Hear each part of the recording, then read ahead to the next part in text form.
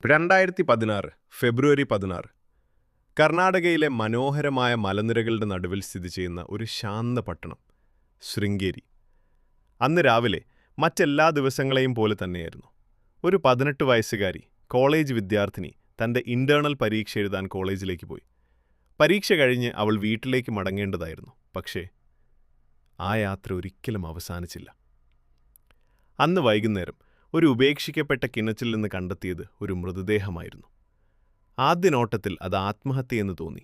എന്നാൽ ഒരു പോലീസ് ഉദ്യോഗസ്ഥന്റെ ചെറിയൊരു സംശയം പിന്നീട് കർണാടകയെ മുഴുവൻ ഞെട്ടിച്ച ഒരു ക്രൂര കുറ്റകൃത്യത്തിന്റെ സത്യം പുറത്തു കൊണ്ടുവന്നു. അന്വേഷണത്തെ വഴിതിരിച്ചുവിട്ടത് ഒരു വിരലടയാളമല്ല, ഒരു CCTV ദൃശ്യവുമല്ല, ഒരു ബൈക്കിന്റെ പിന്നിൽ എഴുതിയിരുന്ന ഒരു വാക്ക് മാത്രം: ചിന്നു. 2016 ഫെബ്രുവരി 16 ആദ്യവർഷ BCom വിദ്യാർത്ഥിനി പതിവ് പോലെ കോളേജിലെത്തി. അന്ന് അവളൊരു ഇന്റേണൽ പരീക്ഷയും എഴുതിയിരുന്നു. പരീക്ഷ കഴിഞ്ഞ ശേഷം സുഹൃത്തുക്കളെ കണ്ടു. എല്ലാം സാധാരണമായിരുന്നു. ആരും സംശയിക്കാത്തൊരു സാധാരണ ദിവസം. എന്നാൽ വൈകുന്നേരമായിട്ടും അവൾ വീട്ടിലെത്തിയില്ല. കുടുംബം ആശങ്കപ്പെട്ടു. സുഹൃത്തുക്കളെ വിളിച്ചു, പരിചയക്കാരെ അന്വേഷിച്ചു. എന്നിട്ടും ഒരു വിവരവുമില്ല. അവസാനം കുടുംബം പോലീസിനെ സമീപിച്ചു. അന്വേഷണം ആരംഭിച്ചു. പക്ഷേ മണിക്കൂറുകൾക്കകം ലഭിച്ച വാർത്ത എല്ലാവരെയും ഞെട്ടിച്ചു. ബസ് സ്റ്റാൻഡിൽ നിന്ന് ഏതാനും 100 മീറ്റർ അകലെയുള്ള ഒരു ഉപേക്ഷിക്കപ്പെട്ട കിണറ്റിൽ ഒരു മൃതദേഹം കണ്ടെത്തിയിരുന്നു. അത് കാണാതായ വിദ്യാർത്ഥിനിയുടേതായിരുന്നു. സംഭവസ്ഥലത്തെത്തിയ അന്വേഷണ ഉദ്യോഗസ്ഥൻ സുധീർ ഹെഗ്ഡെ സൂക്ഷ്മമായി സ്ഥലം പരിശോധിച്ചു.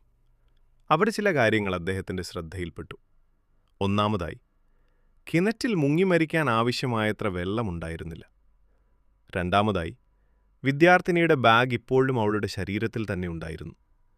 മൂന്നാമതായി, സംഭവസ്ഥലത്തിന്റെ അവസ്ഥ ആത്മഹത്യയുടെ സാധ്യതയുമായി പൂർണ്ണമായി പൊരുത്തപ്പെടുന്നില്ലായിരുന്നു. സാധാരണ ഒരാൾ കണ്ടാൽ അവഗണിച്ചേക്കാവുന്ന ചെറിയ കാര്യങ്ങൾ. പക്ഷേ അന്വേഷണത്തിൽ പലപ്പോഴും സത്യമൊളിഞ്ഞിരിക്കുന്നത് അത്തരത്തിലുള്ള ചെറിയ വിശദാംശങ്ങളിലാണ്. സുധീർ ഹെഗ്ഡെ ഒരു തീരുമാനമെടുത്തു: ഈ കേസ് ഒരു ആത്മഹത്യയായി അടച്ചുപൂട്ടാൻ പാടില്ല. അല്പദിവസങ്ങൾക്കുള്ളിൽ പോസ്റ്റ്മോർട്ടം റിപ്പോർട്ടെത്തി. ആ റിപ്പോർട്ട് അന്വേഷണത്തിന്റെ ദിശ തന്നെ മാറ്റിമറിച്ചു.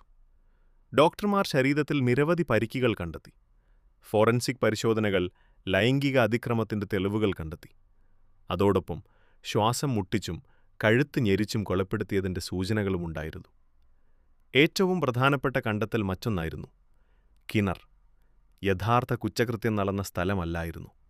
കുറ്റകൃത്യം മറ്റെവിടെയോ നടന്നിരുന്നു. ശരീരം മറച്ചുവെക്കാനായി പിന്നീട് കിണറ്റിലേക്ക് തള്ളിയതായിരുന്നു. ഇപ്പോൾ കേസ് വ്യക്തമായിരുന്നു.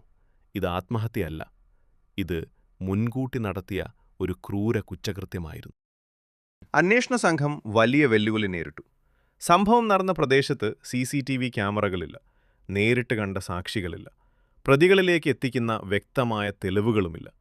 അതുകൊണ്ട് പോലീസ് പഴയ രീതിയിലേക്ക് മടങ്ങി. വീടുവീടായി അന്വേഷണം. 100 കണക്കിന് ആളുകളെ ചോദ്യം ചെയ്തു. വിദ്യാർത്ഥികൾ, അധ്യാപകർ, കടയുടമകൾ, തൊഴിലാളികൾ, ഗ്രാമവാസികൾ. ഓരോ വിവരവും പ്രത്യേകം പരിശോധിച്ചു. അപ്പോഴാണ് അന്വേഷണത്തെ മാറ്റിമറിച്ച ഒരു വിവരം ലഭിച്ചത്. അന്വേഷണത്തിനിടെ പോലീസ് ഒരു സ്കൂൾ അധ്യാപികയെ കണ്ടെത്തി.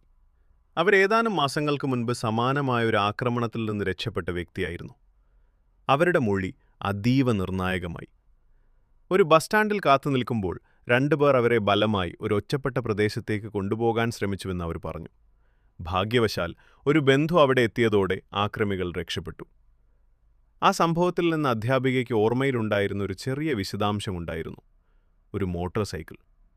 അതിൻ്റെ നമ്പർ പ്ലേറ്റിന് മുകളിൽ എഴുതിയിരുന്ന ഒരു പേര്: ചിന്നു. ആ ഒരൊറ്റ വാക്ക് അന്വേഷണത്തിന്റെ ഗതി മാറ്റി.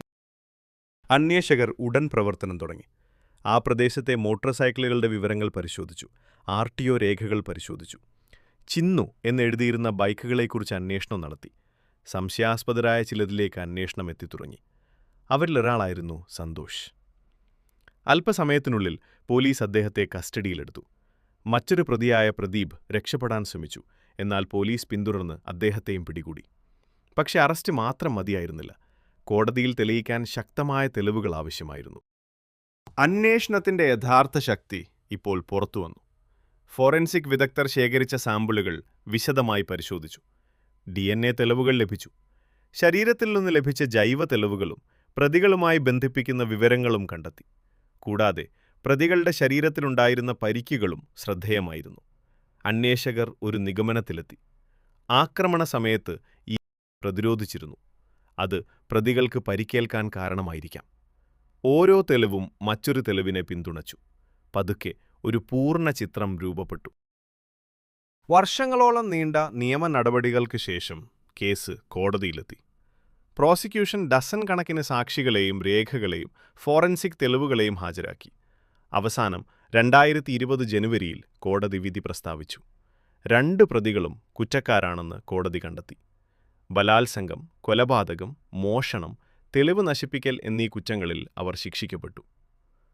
അന്വേഷണ ഉദ്യോഗസ്ഥർ വർഷങ്ങളായി നടത്തിയ പരിശ്രമം വിജയിച്ചിരുന്നു. ഈ കേസിൽ CCTV ഉണ്ടായിരുന്നില്ല, നേരിട്ട് കണ്ട സാക്ഷികളുമില്ല. എന്നാൽ ഒരു അന്വേഷണ ഉദ്യോഗസ്ഥന്റെ സംശയം, ഒരു രക്ഷപ്പെട്ട അധ്യാപികയുടെ ഓർമ്മ, ഒരു ബൈക്കിൽ എഴുതിയിരുന്നൊരു പേര്, ഫോറൻസിക് ശാസ്ത്രത്തിന്റെ കൃത്യത, ഇവയെല്ലാം ചേർന്നാണ് സത്യം പുറത്തുവന്നത്. ഒരു സാധാരണ ആത്മഹത്യാ കേസെന്ന് കരുതി അടച്ചുപൂട്ടാമായിരുന്നൊരു അന്വേഷണം അവസാനം നീതി നേടിയ ഒരു കൊലപാതക കേസായി മാറി. ഒരുപക്ഷേ ചിന്നു എന്ന ആ പേര് ആരും ഓർത്തില്ലായിരുന്നെങ്കിൽ ഈ കേസ് ഇന്നും ഒരു ദുരൂഹതയായി തുടരാമായിരുന്നു.